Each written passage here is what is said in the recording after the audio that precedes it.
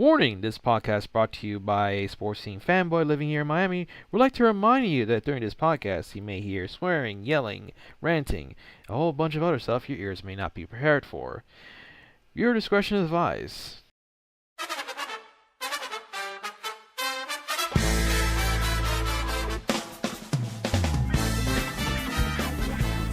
Hello NBA fans, I'm Steven Wolf, and welcome to a special edition of the Miami Sport Podcast. I'll be just talking about just the Miami Heat.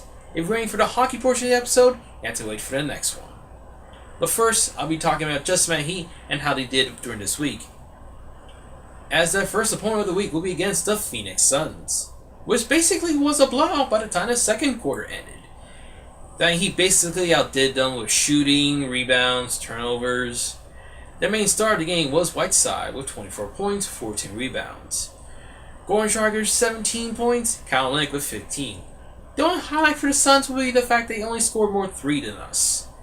And their very own Devin Booker scoring 31 points. But still, the game was ours, 125-103. Game Day Miami Heat, the season series sweep. Where's my broom? I want to sweep this.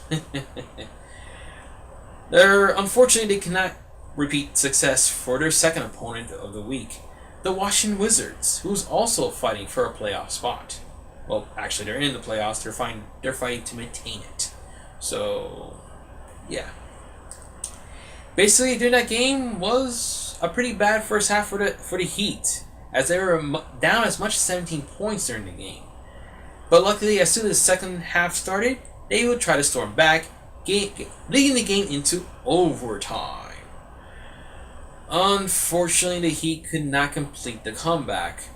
In the final seconds, they missed a jumper and free throws for the Wizards, sealing the game 117-113. Leading scores for both teams was Dwayne Wade with 22 points, and the Washington Wizards' own Bradley Beal with 30. Again, the next game will be also different, as they would face the 76ers. And even though they had a decent start against the 76ers, the 76ers will try to come back on a comeback lead on their own. Unfortunately, they could not complete in the fourth quarter where it counted, as he basically shut them down, ending the game 108-99. Whiteside scoring 26 points, Dwayne Wade with 16, helping the Heat stay in the playoff race. But, of course, their last opponent of the week will be against the Washington Wizards.